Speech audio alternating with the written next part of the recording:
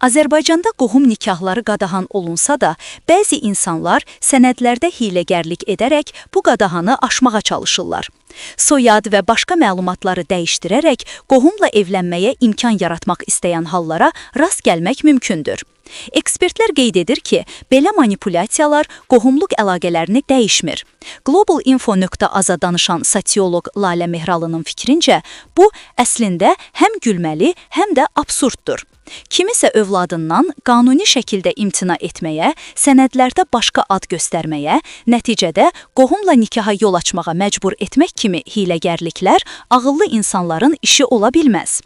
Belə dolayı yollarla qohum nikahına şərait yaratmaq niyyəti zəkadan yox, çaşqınlıqdan, yanlış məntiqdən xəbər verir.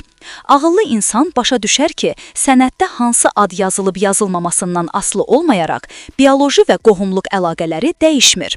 Yəni, valideyn imtina etsə belə, bu reallıq dəyişməz qalır. Bu, qohum nikahlarını qanuni yollarla həll etmək demək deyil. Əgər cəmiyyət qohum nikahlarının fəsadları haqda kifayət qədər məlumatlı olsaydı, belə fırıldaqlara əl atmazdı. Qohum nikahları nəticəsində fiziki və əqli qüsurlu uşaqların doğulması halları geniş ictimai təcrübədə məlumdur. Buna baxmayaraq, bəzi insanlar bu halları taleyin, alın yazısının və ya dini determinizmin nəticəsi kimi qəbul edir və qohumluğun rolunu görmürlər.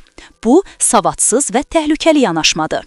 Sosioloq bildirib ki, qohum nikahlarının qarşısını almaq üçün iki istiqamətdə tədbir lazımdır. Birincisi, maarifləndirmə, insanların genetik risklər və tibbi nəticələr barədə maarifləndirilməsi.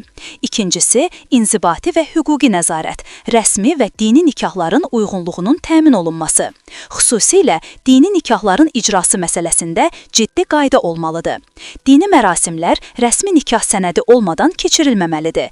Din xadimləri rəsmi nikahın mövcudluğunu yoxlamadan dini nikah kəsməməli, bu məsələ üzrə məsuliyyət daşımalı və maarifləndirilməlidirlər. Dövlət və dini qurumlar arasında əlaqələndirilmiş mexanizm yaradılmalı, rəsmi nəzarət olmadan nikahları rəsmiləşdirməyə icazə verilməməlidir. Beləliklə, qohum nikahlarının fəsadlarının qarşısını almaq həm ictimai maarifləndirmə, həm də rəsmi dini nəzarətin gücləndirilməsi ilə mümkün olacaq.